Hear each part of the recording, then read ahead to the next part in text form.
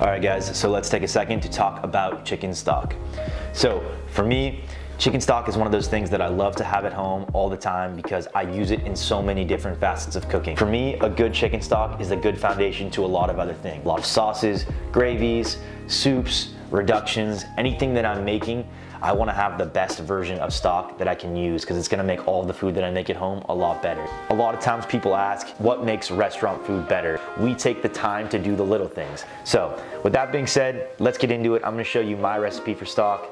A bit standard with a couple little twists, but let's get into it. Chicken backs, very lovely chicken feet. Essential for a great stock. I'm gonna use this little tray as my work surface while I clean these guys off. So I've got all my chicken feet. I give these chicken feet a little snip on the tip, taking off the nails of the chicken feet. Sheet tray, oil to make your life a little bit easier when you're cleaning. Sheet rack. Spread out my chicken backs. I'm gonna lay out my chicken feet. When I'm roasting off bones like this for stock, I don't add any oil to them. There's enough fat in the backs and in the chicken feet to where I don't feel like I need to add anything. It's just fat that I'm gonna end up removing later. So for me, these are gonna go right in the oven, dry, just the way they are. Chicken backs and chicken feet, and we're gonna go into the oven. I like to give these guys a turn halfway through. Back into the oven.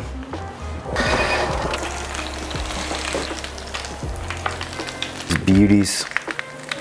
Nice and roasty toasty. I like the way these guys are looking right now. I think we're in a good place. All right, now I've got my stock pot. And we're gonna get the bones and the chicken feet into here.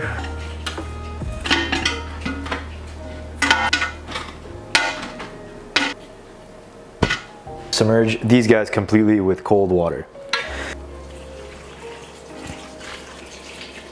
Take these guys onto the stove and I'm gonna bring them up to a boil and then reduce them to a simmer. I've got all this chicken fat on the bottom here. So now I have all this roasted chicken fat, AKA schmaltz. Save this in your fridge, cook your eggs with it, cook your potatoes with it. Thank me later. With this guys, I brought it up to a boil and you can see the scum starts to come to the top. Start spooning off all of this. Little container full of water right here. Help me keep my spoon clean. And I'll do this periodically if I see any rising to the top. So I'm just gonna take this guy off of the stove. So it's been simmering for about eight and a half hours. So this is what we're left with. At this point in the stock, there's only one thing that I do want to add. Kombu.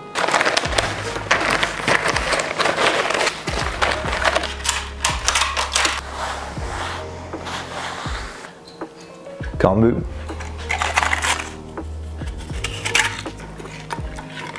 I'm gonna let this cool down completely with the kombu in it, steeping the whole time. So I've got my stock pot, I've got a spider or a straining, and I've got another bowl right here. A fine mesh strainer, a bowl, and this will come through and we'll strain this guy off.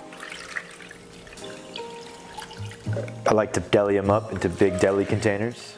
Having them in containers like this makes it really easy to skim the fat off the top once they've cooled off in the fridge. From there, I'll put them into baggies like this, freeze them flat, and I can grab them out whenever I need them. This is our stock out of the fridge. You can see on it has a thin layer of fat that's come to the top. We are just gonna take a spoon and skim this right off the top. All right guys, so this is my chicken stock after it has been cooled off. This is what good chicken stock looks like when it is done. That's all the collagen and the gelatin that's naturally in the chicken skin and in the bones, especially when you're doing chicken stock with things like chicken feet, or you decide to use chicken wings as well. A gelatinous, beautiful stock. Let's talk about the elephant in the room. I don't use any Mirepoix on my stock. I know that sounds like a cardinal sin to a lot of people. For me, I think it was one of those things that cooking for this long was hammered into me that the stock needed to have Mirepoix in it. It wasn't until I started working for different chefs, doing stocks in different ways, that I started to realize the different effects that these things have on it and whether or not that I thought it was worth it. As well as sometimes I see some people put so much Mirepoix in their stock And then if they were to make a reduction with it, it gets so sweet. Like carrots and onions, they're very sweet vegetables, especially once they're cooked down and caramelized for that long.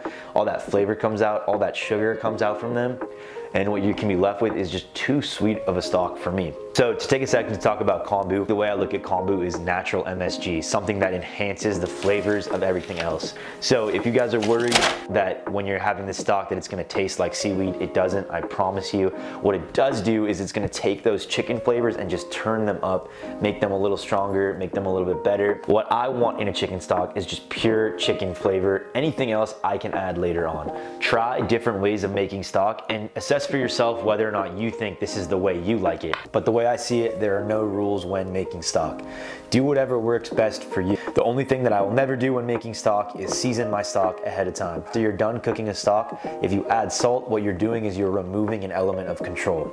To me, it just makes no sense. And the way that I just showed you guys by adding the kombu at the end, to me, became my favorite way of doing it because it leaves me with the most versatile stock. So, thank you guys for coming to my TED Talk, I guess. And I'm just rambling about stock at this point. Try out this stock this way. Try making your chicken stock like this at home and tell me what you guys think.